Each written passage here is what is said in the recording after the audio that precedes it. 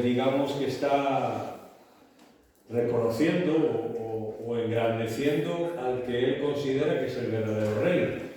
Aunque David estaba reinando en Jerusalén y todo eso, pero él va a, bueno, pues es una especie de reconocimiento donde él va a decirnos para él quién es el verdadero rey.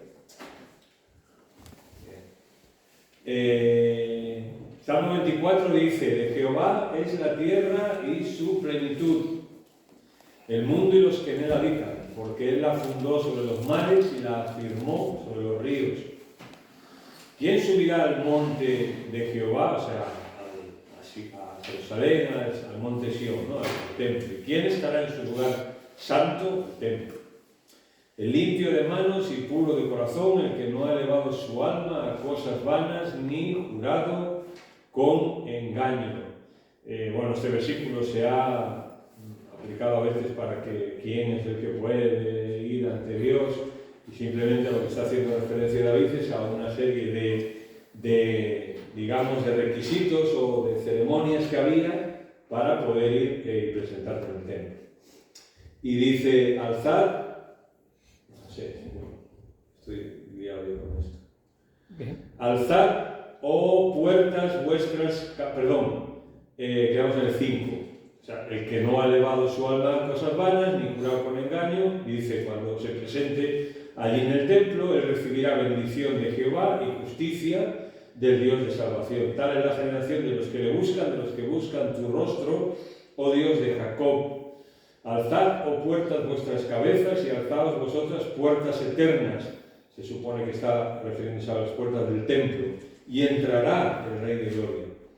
¿Quién es este Rey de Gloria? Jehová el fuerte y valiente, Jehová el poderoso en batalla. Alzad, oh puertas, vuestras cabezas, y alzaos vosotras, puertas eternas, y entrará el Rey de Gloria. ¿Quién es este Rey de Gloria? Jehová de los ejércitos, Él es el Rey de la Gloria. Amén. Señor, abrimos tu palabra ahora. También nosotros, como David, queremos reconocer, Señor, que tú eres el verdadero y auténtico Rey del universo, de la tierra, de nuestras vidas y de todo lo que ha existido, existe y existirá, Señor. Tú eres el Rey de Reyes y el Creador de todo, y por tanto a ti todo te pertenece, Señor. Y eso es lo que queremos hacer ahora al abrir tu palabra y estudiar este tema del reino de Dios, poder reconocer y salir de aquí sabiendo y creyendo en nuestro corazón que tú eres el verdadero Rey y que tú estás al control y reinando todas las cosas que ocurren. Gracias, en el nombre de Jesús te lo pedimos. Amén. Bien, así que el reino de Dios. Es importante que estudiemos la historia del reino de Dios antes de meternos en el tema del milenio en Apocalipsis 20. Ha habido distintas interpretaciones sobre el reino de Dios. Una es pues que el reino de Dios se refiere al cielo después de la muerte, donde nosotros vamos o sea, cualquier persona que muere en el Señor va con el Señor y entonces disfruta ahí. Esto es un poco por recordar, ¿no?, lo que vimos, si os acordáis. También hay quienes pensaban que el reino era algo espiritual, o sea, que el reino de Dios no es algo real, material, sino que es algo espiritual que ocurre a nivel de los corazones de las personas que aman a Dios, ¿no? Lo que dijimos, que una parte de la Iglesia en un momento dado entendía que hablar de un reino de Dios literal y terrenal, digamos, pues era poco menos que dar lugar a la carne y a las cosas, y el reino de Dios no era algo de la carne, ¿no?, de comida y bebida y esas cosas. También dijimos que algunos interpretan el reino de Dios como el esfuerzo de los hombres por lograr la paz en el mundo, etc., y que al final pues eso será lo que el reino de Dios. Algunos también decían que el reino de Dios es un sinónimo de la Iglesia. Realmente sí se habla en un contexto de reino y con reyes, pero al final todo iba dirigido a que el Señor iba a reinar en los corazones de las personas, en este caso de la Iglesia, de las personas que creen en el Señor. Y que todos los pactos y todo esto que se menciona pues es algo espiritual y algo que hay que entenderlo como que este era el fin de parte de Dios. Y otros pues hablan de que ya estamos en el reino y Dios lo hace de forma universal. Estamos en el reino y Dios lo hace de forma universal. Bien, ¿nosotros qué queremos hacer? Pues ver un poco qué nos dice, sobre todo empezando por el Antiguo Testamento, qué nos dice la Biblia acerca del reino. Porque vamos a ver que si en Apocalipsis al final habla de un reino, ¿no?, de parte de Dios, pues tiene que parecerse a lo que la Biblia nos ha dicho anteriormente. Bien, así que empecemos, ¿no? Algunos aspectos a considerar del reino de Dios en la Biblia. Primero, bueno, el reino de Dios no está limitado al tiempo, eso es lo primero. La Biblia nos presenta, nos afirma que Dios siempre ha tenido soberanía absoluta y reina como rey siempre. Lo que pasa es que hay, normalmente en teología se hace una distinción entre el reino de Dios en el sentido general y absoluto y el reino de los cielos. Un reino que tiene que ver con los asuntos de los hombres y que tendrá un día que ver. Es decir, dos esferas, ¿no? Por un lado, el reino de Dios ya como siempre ha existido, y por otro lado, el reino que Dios plantea para este mundo y para estos seres humanos que Él ha creado. Pero sí es verdad que el reino de Dios no está limitado al tiempo. La Biblia siempre afirma que Dios siempre ha sido rey, siempre. Bien, hay algunos versículos. Por ejemplo, Salmos 10 dice: Jehová es rey eternamente y para siempre. Jehová es rey eternamente y para siempre. Mejor, Jehová, rey eternamente y para siempre. Esa es la mejor forma. Otro versículo en Salmos también dice que Dios se sienta Jehová como rey para siempre. Sentarse en la Biblia, cuando se refiere a un rey, quiere decir que se sentaba para reinar. Vosotros seguro que habéis visto alguna serie o alguna película donde está el rey sentado en su trono y ahora vienen las personas para una audiencia con el rey, para pedirle algo, para protestar que es que me hace ruido el vecino de arriba por la noche, en fin, cosas de estas, ¿no? Y el rey, pues, no sé qué pasa, estoy primero rayado con esto. ¿Pero por qué? Debe ser la taza. Son mis orejas Tenemos raras. Ahora. Venga. Se sienta como rey, o sea que administra su reino aquí en la tierra. Después tenemos también, por ejemplo, el Salmo 74, donde dice: pero Dios es mi rey desde tiempo antiguo. El salmista lo que está diciendo es que lo que él puede recordar de Dios, pues Dios siempre ha sido rey, ilimitado. También dice Jeremías: mas Jehová es el Dios verdadero, Él es Dios vivo y Rey eterno. O sea, Jeremías junta dos cosas: el hecho de que Dios es su Dios verdadero. Recordar que en Jeremías, el contexto del libro de Jeremías es apostasía. El pueblo de Dios, Israel, vivía en una apostasía total, y Jeremías recuerda primero que Dios es el Dios verdadero y que también reina, ¿no? Para aquellas personas que podían estar y podían entender que las cosas iban mal y qué pasaba. Y Lamentaciones también. Lamentaciones, recordar que es un libro de Jeremías, donde Jeremías está lamentándose de lo que ha ocurrido en Jerusalén. Han venido los enemigos, han destruido Jerusalén, etc. Y Jeremías está viendo todo el desastre que ha ocurrido, ¿no? Bien, pues aún frente a esa fotografía que Jeremías puede ver de Israel absolutamente destruido y quemado, él dice: pero tú, Jehová, permanecerás para siempre, tu trono de generación en generación. A Jeremías está diciendo eso en un contexto, como estoy diciendo, donde ha sido arrasado todo, ¿no? Y Jeremías es capaz de, aún en medio de esa circunstancia, reconocer que Dios es rey. Así que, en un sentido, el reino es un reino que no se tiene que inaugurar, sino un reino que no ha tenido ni principio ni tendrá fin.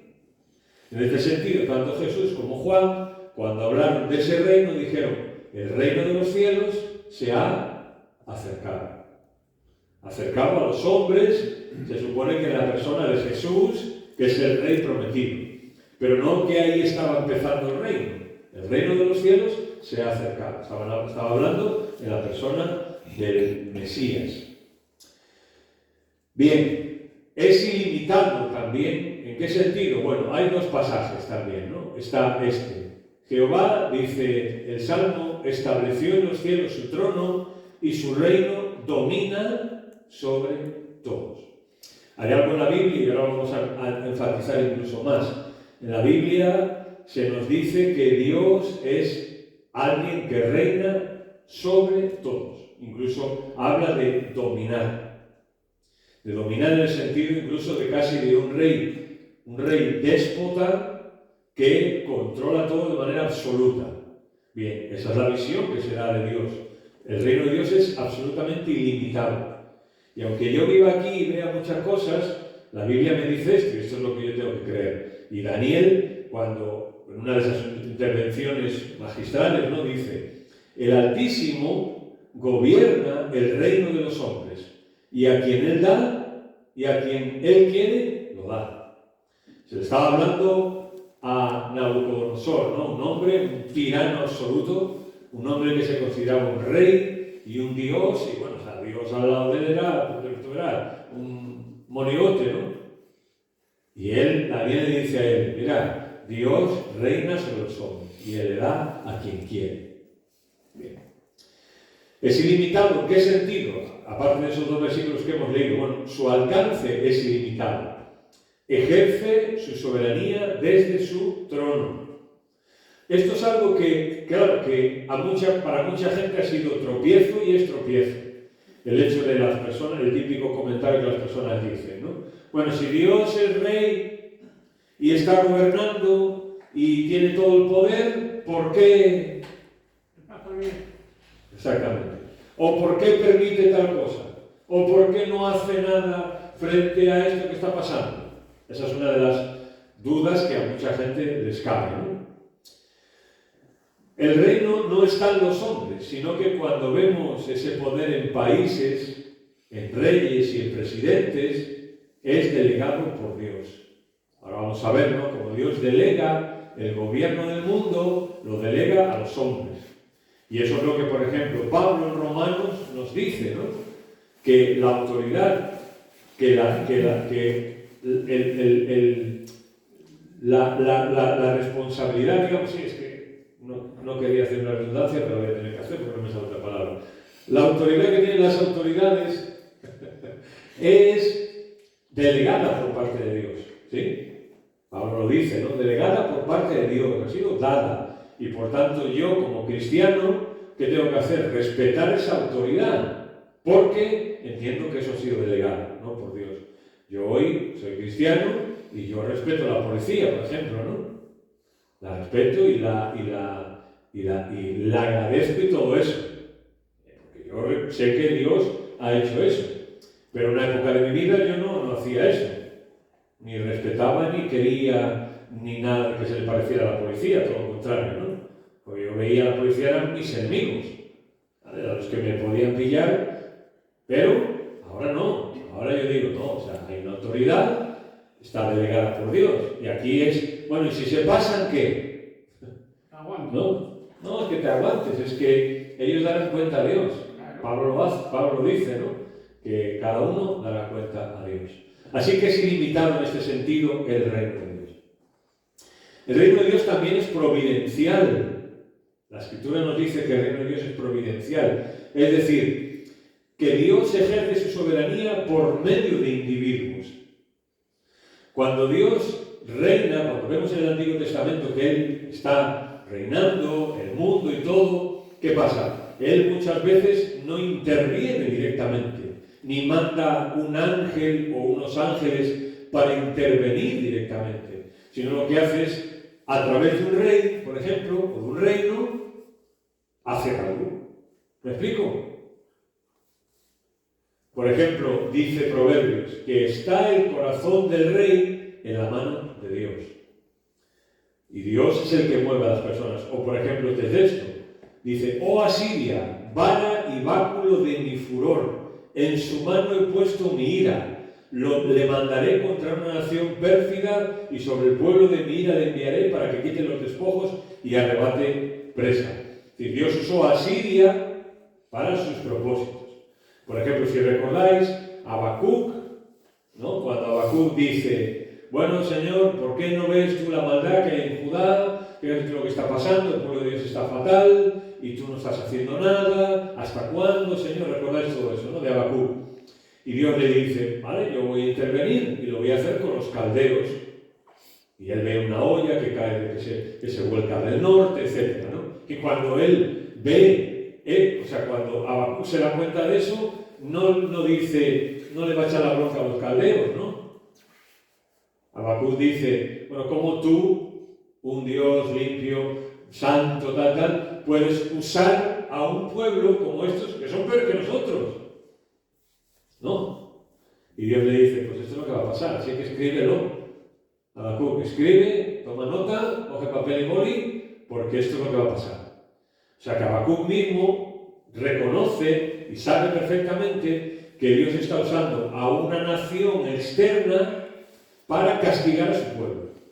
Eso es lo que conocemos como, lo que se conoce como un reino providencial, donde Dios en su soberanía puede usar un individuo, una tribu o incluso una nación.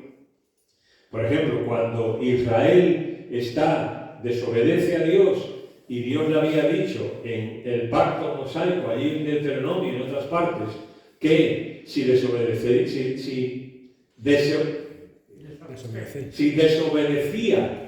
Dios le iba a castigar, eso pasó, y ellos desobedecieron y fueron expulsados de la tierra de Israel, ¿verdad? El exilio. ¿Los expulsó Dios en persona? No. Lo hizo a través de los babilonios. Y Daniel, en el capítulo 1, dice, en el año del rey, tal, el Señor entregó en manos de Nabucodonosor a Jerusalén. O sea, lo que está diciendo Daniel es, Dios en su providencia usó a esta nación para castigarnos a nosotros. Eso es lo que se conoce como reino providencial, donde Dios interviene. Y nosotros en el Antiguo Testamento tenemos esto, que nos lo dice, pero eso nos da pie también a pensar que a lo largo de la historia esto es lo que ha ocurrido y sigue ocurriendo. Dios sigue interviniendo en los reinos, en las voluntades de las personas, Dios sigue usando reyes, hoy podríamos decir presidentes, o partidos políticos, o gobiernos, o lo que sea. Por muy malos que a nosotros nos puedan parecer, y por muy no sé qué, bueno, pues Dios de alguna manera está moviendo las cosas, aunque nosotros no las podamos entender, ¿no? Como vemos en el Antiguo Testamento que algunos no las entendían. Claro, nosotros ahora lo vemos ya a toro pasado, y vemos eso que pasó, y decimos, hombre, claro, Habacuc. Hombre, ¿cómo haces esa pregunta? Pero Habacuc no tenía los ingredientes que nosotros tenemos ahora, ¿no? Y ya está, y Dios hace eso, interviene de una manera providencial. Bueno, el reino de Dios también es milagroso, según nos dice la palabra de Dios, ¿no? Es milagroso. Se puede manifestar mediante la intervención directa en los asuntos de los hombres con una demostración soberana por medio de milagros. O sea, antes dijimos que Dios puede inclinar el corazón de una persona, pero Dios también puede intervenir de una forma directa en una persona. Por ejemplo, dice allí Éxodo, yo endureceré el corazón de Faraón y multiplicaré en la tierra de Egipto mis señales y mis maravillas. Y Faraón no os oirá, pero yo pondré mi mano sobre Egipto y sacaré a mis ejércitos, mi pueblo, los hijos de Israel, de la tierra de Egipto con grandes juicios y sabrán los egipcios que yo soy Jehová. Dios, para quitar a su pueblo de Egipto, lo que hace es intervenir de forma milagrosa en el corazón del faraón. Ahí yo sé que hay alguna cosa que la gente tampoco la ha cuadrado. Bueno, ¿cómo que endureció? ¿Cómo es que no sé qué? Mira, hay cosas que a lo mejor no tienen respuesta. Lo que está claro es que la actuación de Dios fue milagrosa y al final Dios lo que hizo fue sacar a su pueblo de allí. Y a mí me gusta pensar que de las formas que yo puedo entender, bueno, ¿por qué Dios no hizo esto y por qué hizo eso? Yo lo pienso al igual que supongo que tú también, ¿no? En algunas ocasiones. Bien, pues a mí me gusta pensar que de todas las formas que yo puedo entender, esa era la mejor. Esa era la mejor. Y la mejor forma de que Dios tuviera para sacar a su pueblo de Egipto era intervenir directamente en el corazón de Faraón. Igual que lo hizo con Nabucodonosor, por ejemplo. ¿Recordáis, no? Nabucodonosor dice, ¿qué? Lo que he hecho yo. Y en ese momento, pues, ¿qué le pasó? ¿No? Hasta que reconoció. Es decir, que Dios, el reino de Dios también es milagroso. Y los milagros son milagros. ¿Qué pasa con los milagros muchas veces? Que recurrimos tanto a ellos, ¿no? Que a lo mejor ya dejan de ser milagros. Un milagro no pasa todos los días. Un milagro es un milagro, algo que Dios de verdad hace de una manera directa. Y estas intervenciones también las vemos. Podríamos mencionar otras muchas, pero bueno, escogemos alguna por amor al tiempo. El reino de Dios también es universal, según la Escritura, ¿no? El reino de Dios es universal.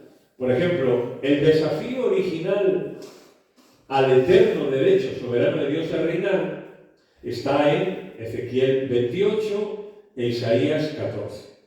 Allí es donde se habla de la caída de Satanás, de la rebelión de Satanás con Dios, o hacia Dios, o contra Dios. Satanás quiso el lugar de Dios, y después de la caída empezó un reino que se opone al de Dios.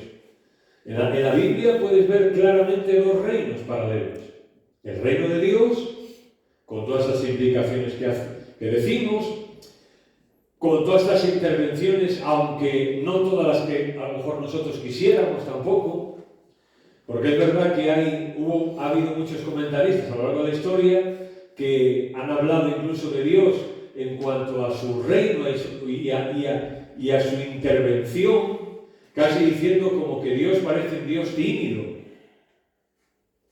como que parece un Dios que le cuesta actuar, que le cuesta hacer algo, que parece que está escondido, que parece que está impasivo ante las cosas que ocurren. Claro, nosotros si cogemos el conjunto que estamos cogiendo, eso no lo podemos asumir, ¿no? Porque Dios siempre va a intervenir cuando Él lo considere correcto. Y además de eso, yo no sé todas las formas en las que Dios interviene. Pues un día a lo mejor lo sabremos.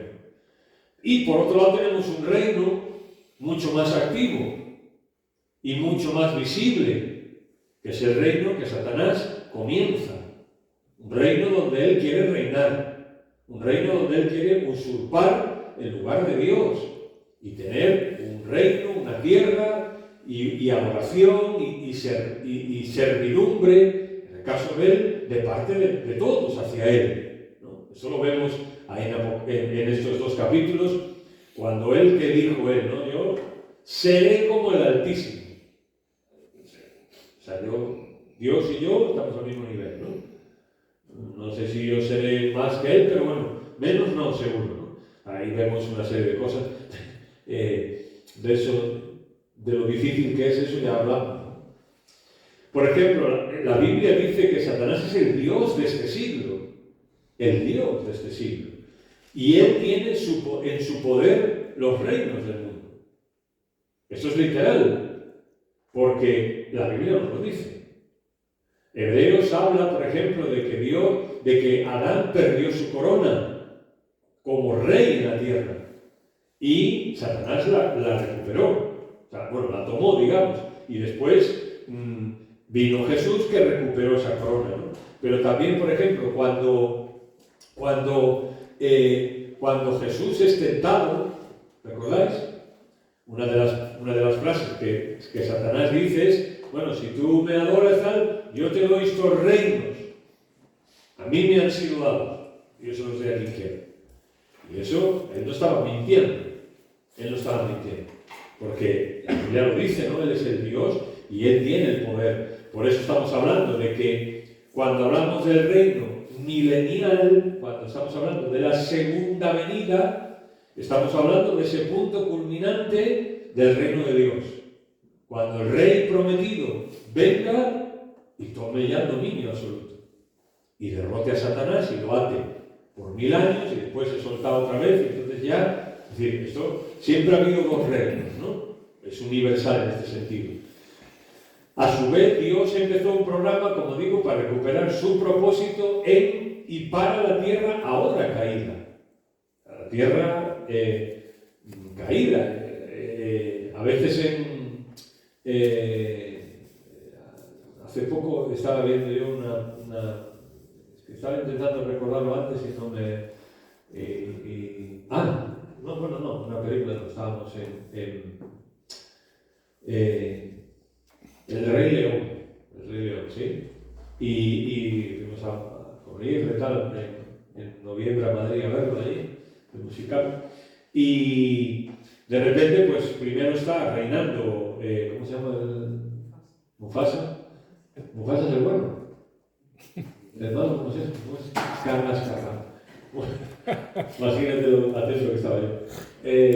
Mufasa está reinando y todo está tan bien. Y ya cuando el rey malo reina, pues ya las luces donde dice ya hay una oscuridad tal para que tú veas que el reino no. Y eso es lo que en un sentido la Biblia nos está transmitiendo, ¿no? Que hay un Dios de este siglo que está reinando, que está haciendo desastres, que la tierra incluso está gimiendo, que está poniendo un velo delante de la gente para que no vea a Dios, etcétera, etcétera, etcétera. Y su obra maestra ya la hemos hablado en Apocalipsis durante la tribulación, cuando Satanás, en la persona del anticristo, pues haga los desastres que va a hacer, ¿no? Y logre sumir a la tierra pues en una incredulidad absoluta y en un odio hacia Dios absoluto, ¿no? Ese es su propósito, ¿no? Porque Él es ese. Pero Dios, el reino de Dios es universal. No hay nada. De hecho, es más, en Hebreos, cuando dice que Cristo gustó la muerte por todos, no sé si recordáis ese texto, pero dice que Cristo gustó la muerte por todos, está en Hebreos 2. El griego usa el término, la preposición panta, que significa todo. No todos, sino todo. Es decir, la muerte de Cristo no solamente afecta al ser humano, sino a toda su creación. Y la creación nos dice Pablo en Romanos que está gimiendo. ¿Gimiendo qué? O sea, se está quejando, esperando su redención también.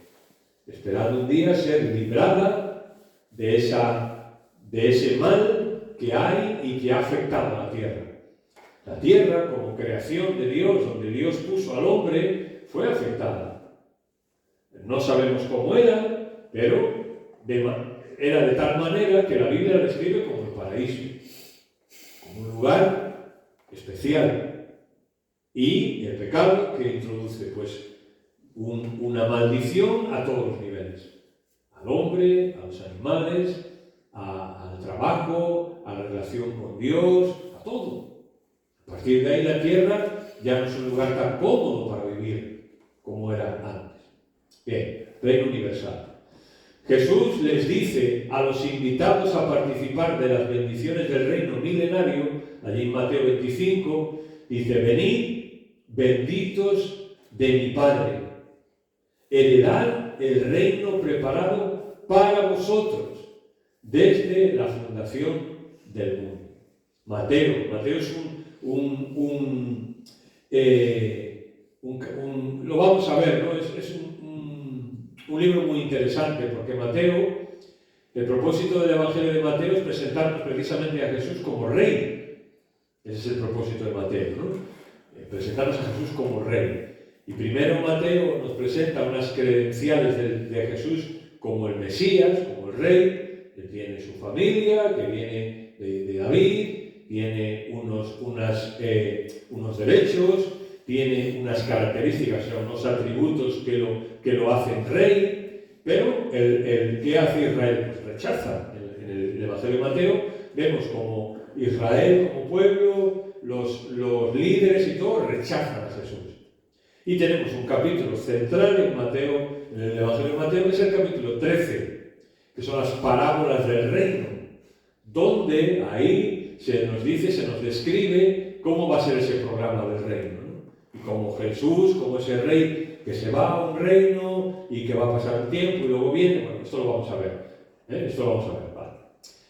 Este reino que prosigue hacia el reino eterno, se considera como parte del consejo eterno de Dios. Este es un versículo muy interesante, ¿no?, en cuanto a esto. 1 Corintios, capítulo 15, Pablo está hablando de la resurrección y de gran parte del programa de Dios con los seres humanos. Y en el versículo 24 dice, versículo 23, cada uno a su debido orden, está hablando de la resurrección, Cristo las primicias y luego los que son de Cristo en su venida.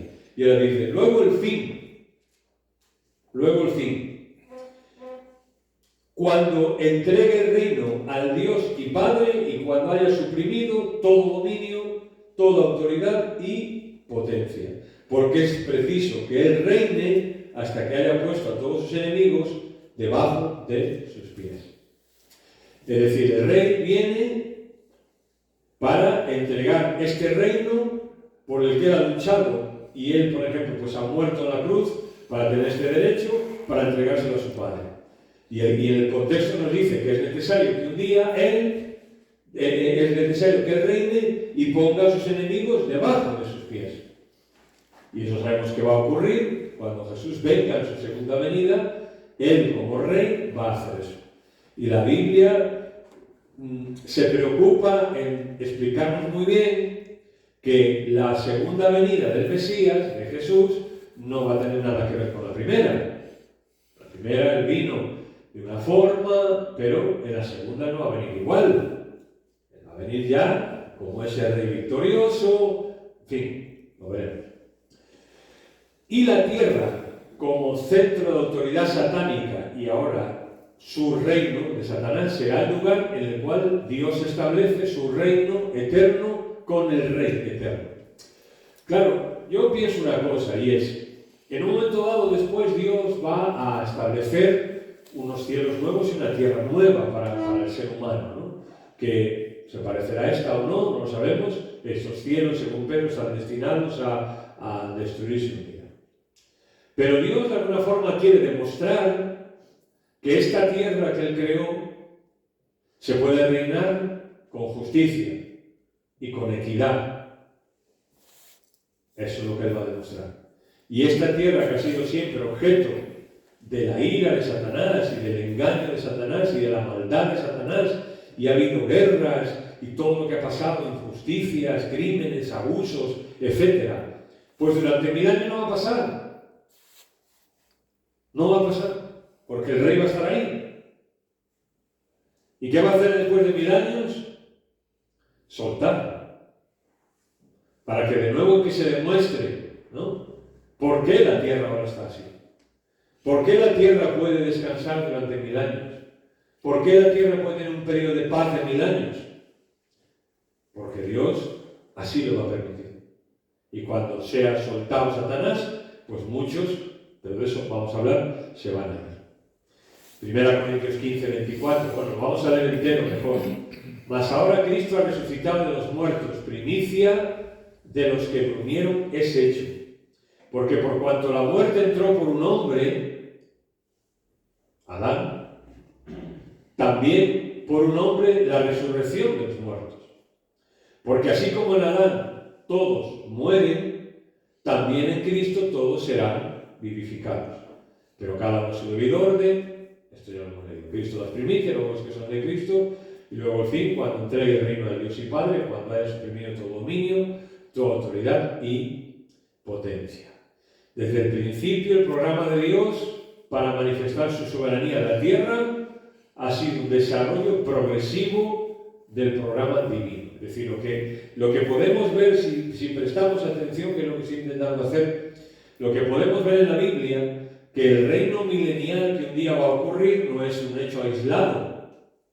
Cuando leemos la Biblia con cuidado y con calma y viendo, vemos que desde el principio este era el propósito de Dios.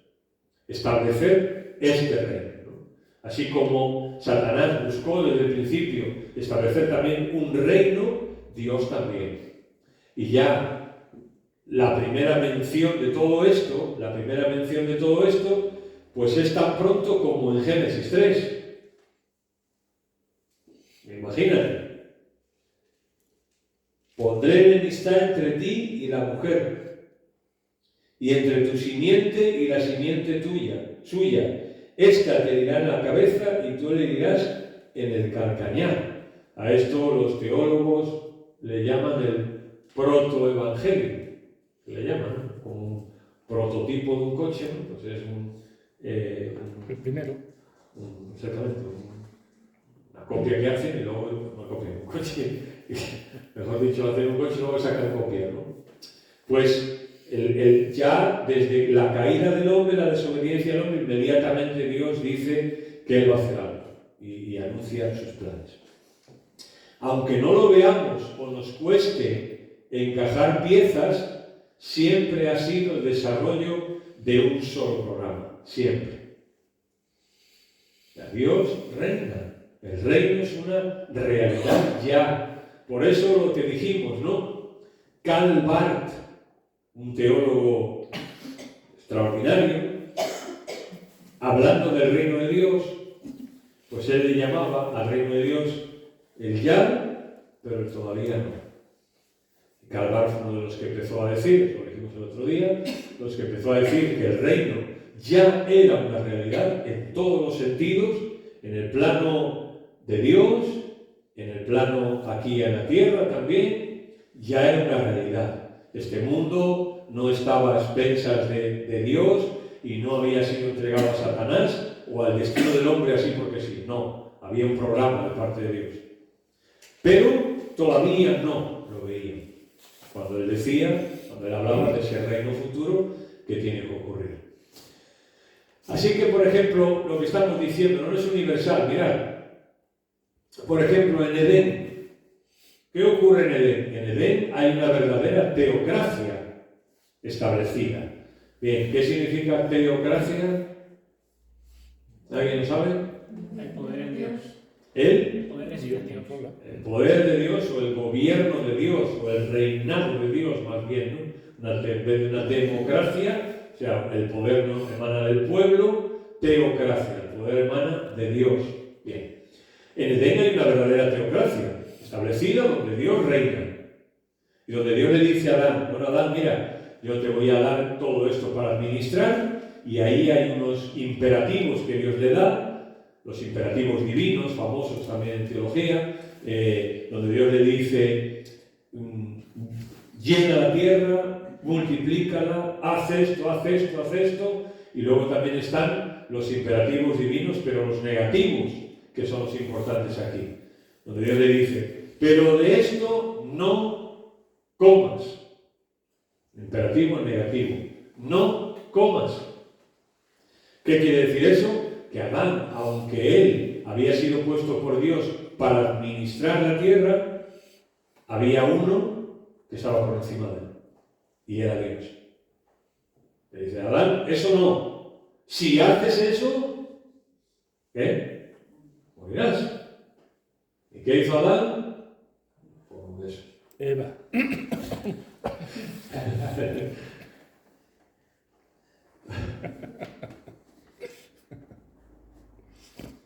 Es teología inclusiva, ¿no?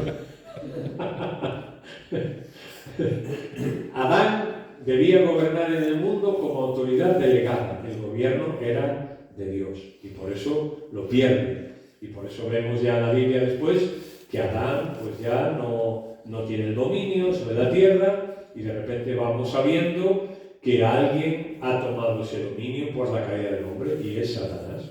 Satanás ha tomado ese dominio por la caída del hombre. Adán y Eva fracasan y a partir de ahí se pone en marcha, lo que estamos diciendo, todo un programa para restablecer ese reinado.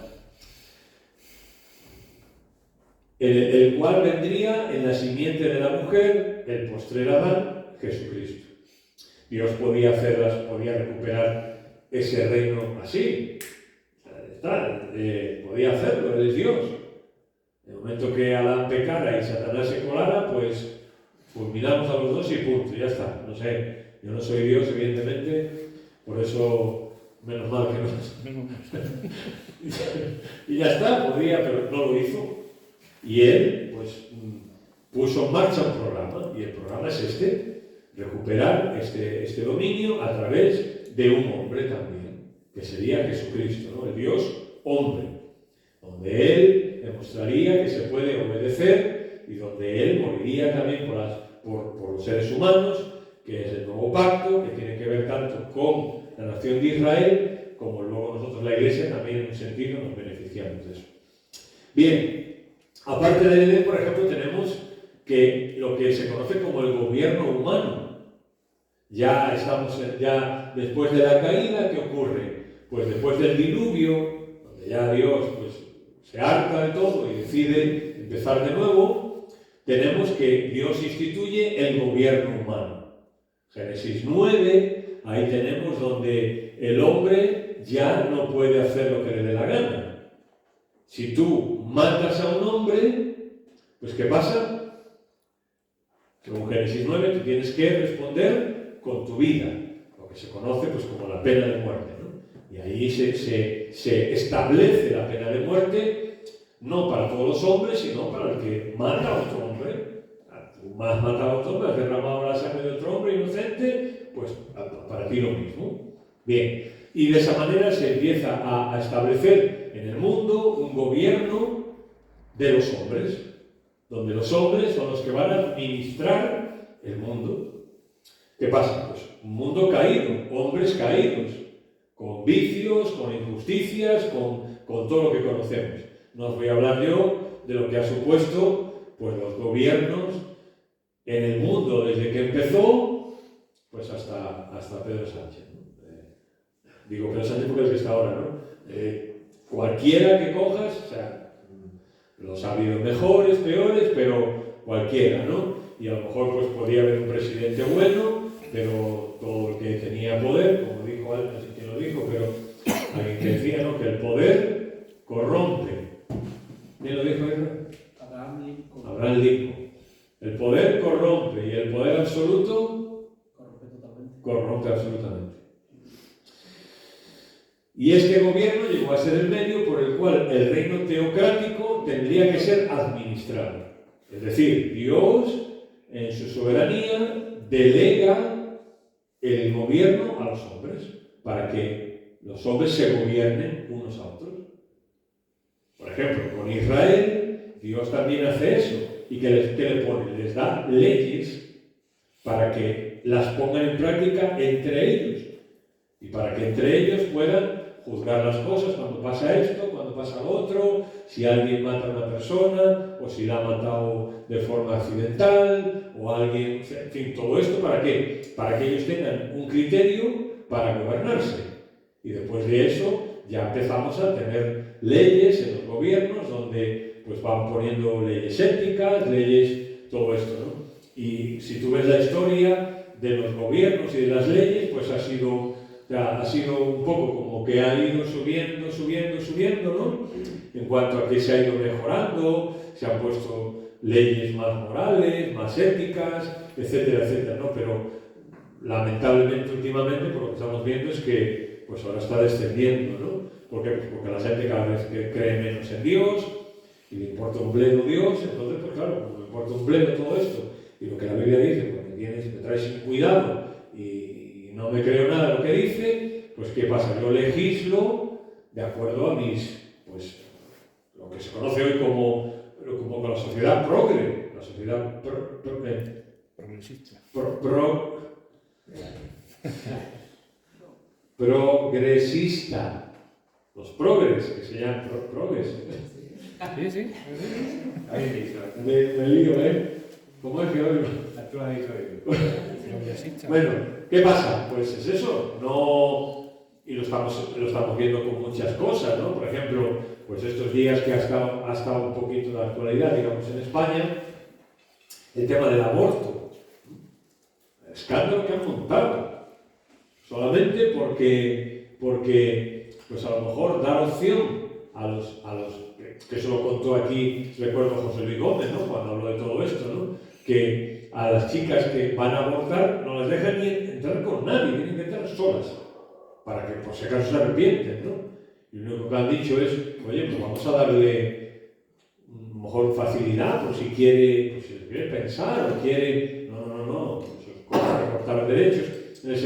Claro, nosotros como iglesia, yo es lo que he pensado siempre, tampoco podemos esperar que ni este gobierno ni el que venga, o si es el mismo u otro, o ningún gobierno del mundo, vaya a legislar tomando en cuenta a Dios. Lamentablemente esos tiempos que ha habido honrosas excepciones han pasado a la historia. Eso ya no lo tenemos. ¿Qué gobierno hay que legislar teniendo en cuenta a Dios? Ninguno, absolutamente ninguno. De hecho, por ejemplo, está el empuje que hay, que en su momento, cuando hablo de España, ¿vale? Que es lo que a lo mejor más conocemos, ¿no? Cuando el socialismo estaba gobernando, ¿no? Con Zapatero, que pusieron en marcha una serie de leyes, ¿no? Que no eran las que se habían hecho en España en cuanto al aborto y otras cosas, ¿no? Y el PP, el Partido Popular, supuestamente cuando entrara iba a cambiar todo eso, ¿no? Ellos lo habían dicho, cuando entraron, ¿qué hicieron? Nada, absolutamente nada. ¿Por qué? Porque la sociedad empuja eso. La sociedad cada vez empuja eso. Cada vez vemos menos leyes que tengan un sentido moral, ¿no? Ninguno, absolutamente ninguno, ¿no? Así que Dios, en su soberanía, hace eso.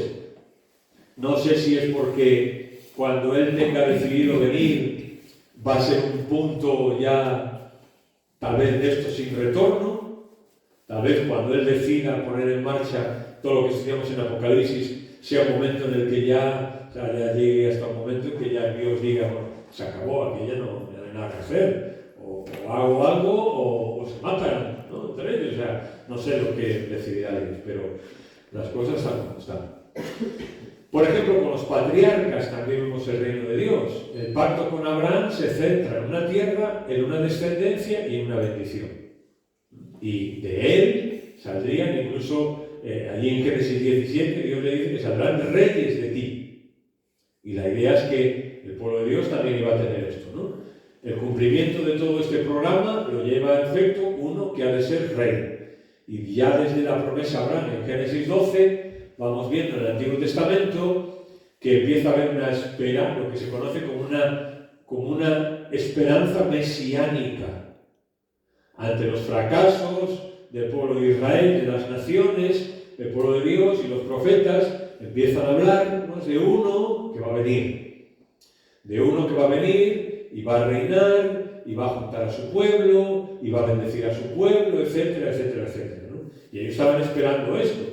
¿Qué pasó con los judíos? Jesús vino y lo rechazaron. Lo rechazaron. Porque ellos no vieron en Jesús un rey como ellos esperaban.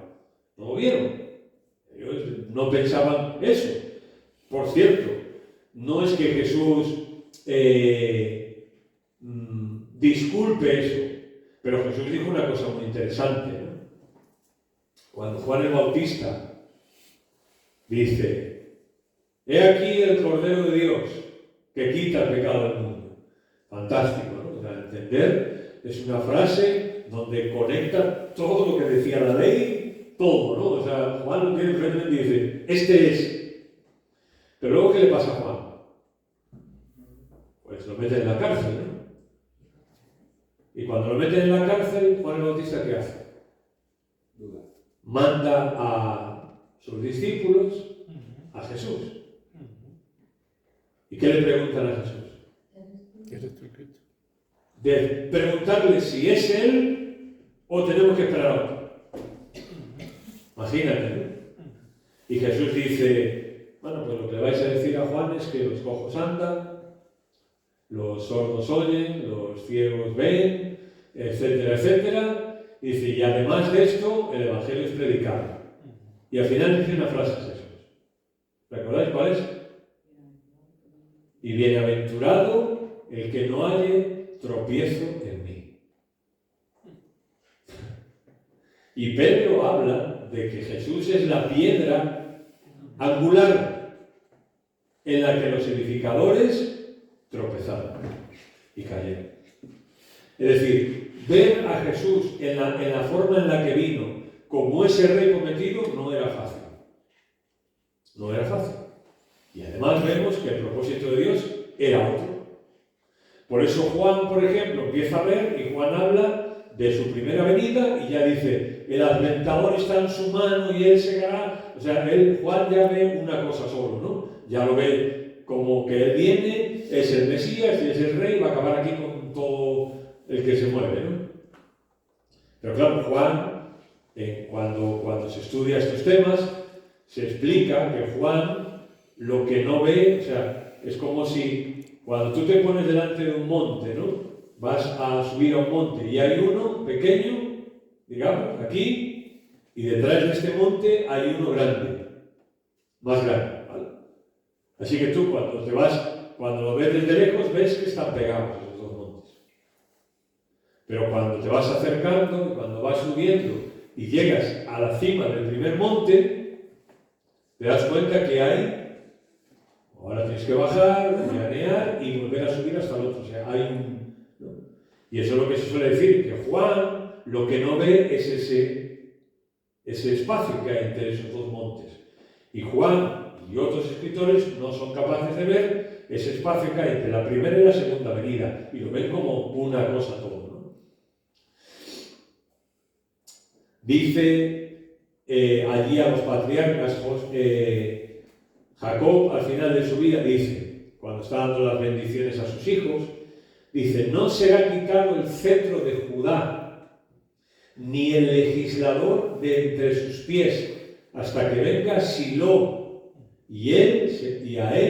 Silo es el Mesías, y a él se congregarán los pueblos. O sea, ya incluso Jacob, que termina esa era de patriarcas, y ya empiezan sus hijos, las tribus, y ya empieza Israel, él al final, por fe, ¿no? Y bendice a sus hijos, y él entiende que tiene que venir alguien que es el rey, que él dice, no será quitado el cetro de su rey. Los reyes, por ejemplo, de esto ya hablamos el otro día. Bueno, a Abraham se le había prometido un rey que saldría de él, y a Jacob en Génesis 35 también. Esa autoridad del futuro reino había de residir en un rey, y es lo que hemos dicho del Mesías. Que este era el programa divino que se ve que este era el programa divino, se ve en que se pedía obediencia absoluta. Cada uno de los reyes davídicos, como explicamos con el pacto davídico, era un tipo de el rey davídico por excelencia, de Jesús. Por eso, a cada rey, a partir de David, se le pedía obediencia absoluta.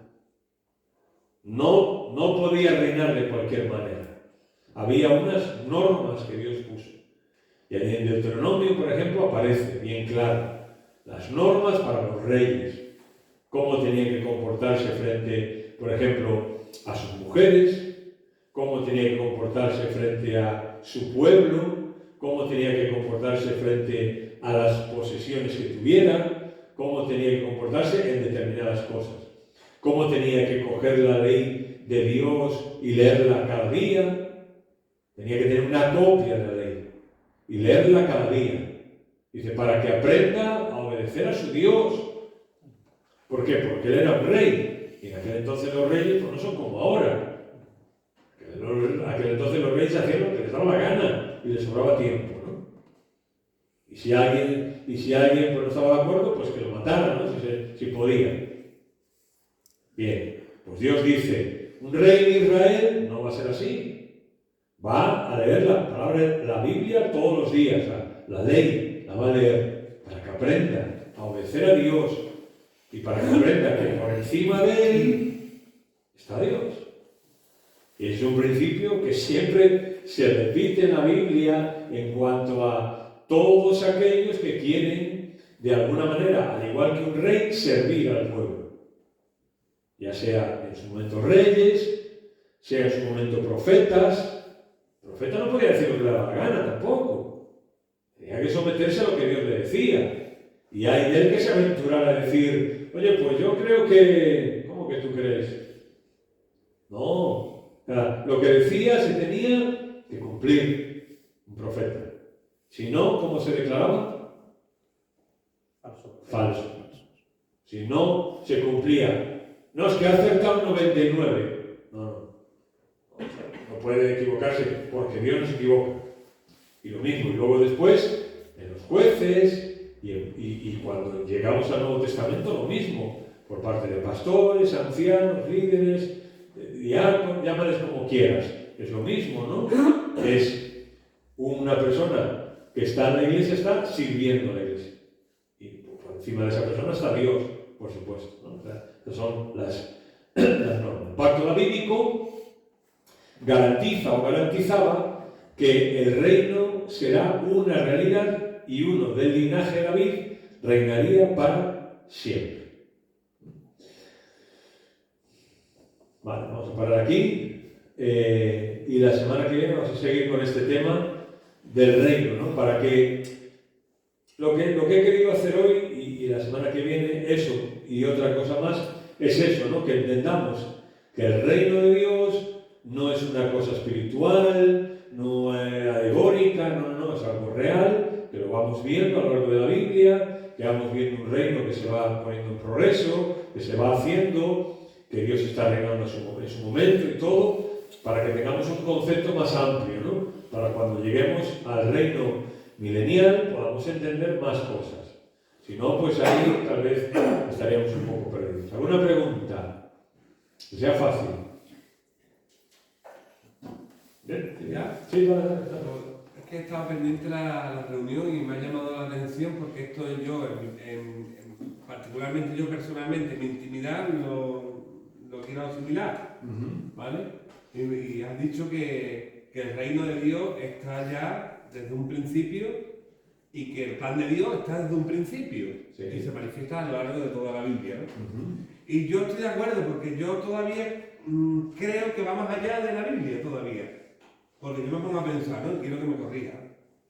Me pongo a pensar, vamos a ver. Dios, en el plano eterno de Dios, en los cielos antes de existir nosotros, hubo una pelea, Satanás se rebeló contra él.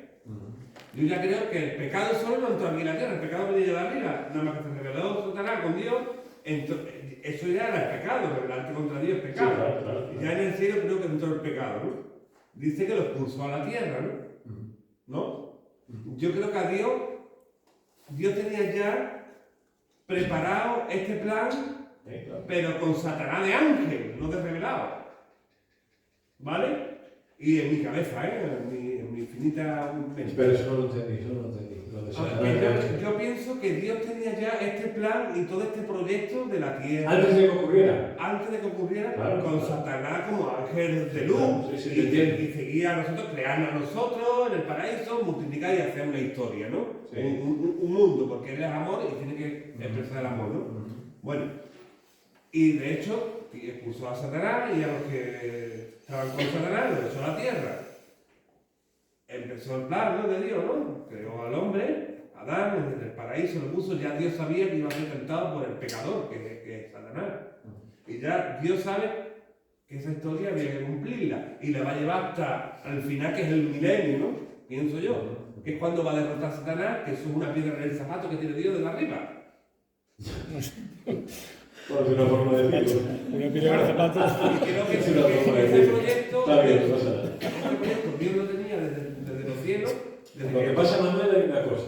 Que, por ejemplo, la Biblia habla, en cuanto al conocimiento de Dios tiene, Pablo en Efesios dice, habla del previo y anticipado conocimiento de Dios.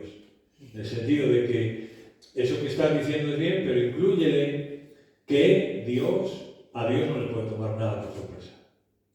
Absolutamente nada. O sea, Dios sabía todo tal y cual iba a pasar. Y en base a eso, Él decidió actuar de la forma que ha actuado. Que es lo que decía yo antes, que es la mejor. Claro, yo cuando veo la historia humana y veo todo eso, pues digo, oye, ¿por qué Dios permitió que Satanás se rebelara? ¿Y por qué Dios permitió que Satanás le hiciera la 3.14 ahí a Adán y Eva? ¿Y por qué? O sea, muchas cosas. ¿Por qué? Pero al final tengo que pensar y digo, bueno, Señor, de todo lo que pudo pasar, esta es la manera mejor y la que tú has decidido en tu soberanía y en tu sabiduría absoluta. Claro, porque Lo que está claro, sí, lo que está diciendo es verdad. O sea, Dios no le toma por sorpresa eso, no dice, anda, Adán pecó, uy, a ver qué voy a hacer ahora. No. Lo que la Biblia nos dice es que, por ejemplo, en cuanto a nuestra salvación, Pablo llega a decir que nuestra salvación ocurrió en un sentido antes de la fundación del mundo. O sea, antes de que nosotros, la humanidad fuera una realidad, ya era una realidad para Dios, que nos iba a salvar a través de Cristo. El plan de Dios es eterno y su reino es eterno. O sea, no es que Dios empezara a reinar en ese momento. Dios siempre ha reinado y siempre reinará. ¿No? Pero claro, esto es como nos explicó McKernan un día, ¿no? Como nos explicó McKernan un día, que nos dijo, esto es como intentar entender a Dios y los planes de Dios, ¿no? Es como si los planes de Dios y Dios fueran toda esta pared, ¿vale? Desde aquí hasta allá, ¿no? Imagínate, ¿no? Si esto todo fuera esta pared y nuestro conocimiento de ese plan de Dios, pues es eso. Es eso. O sea, nuestro conocimiento es absolutamente limitado y sabemos lo que Dios nos ha querido revelar. Y el otro, pues tenemos que descansar, si no nos va a echar humo en la cabeza. no, ya, lo último ya termino. Yo creo que el plan de Dios, como has dicho, ¿no? Que Dios sabía que todo esto iba a pasar antes de que pasara y antes de que esto se creara. Y actuó de la mejor forma. Yo pienso que lo consciente de Dios era que Satanás no se revelara.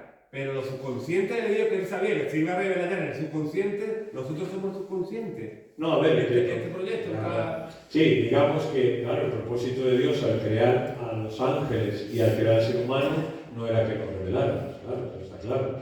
Dios no crea al ser humano para que se revele, lo crea para que, de hecho en Génesis 1 tenemos, ¿no? ¿Por qué lo crea? Para que el hombre tenga comunión con Dios, tenga paz, etc. Pero luego el hombre, pues sí, claro.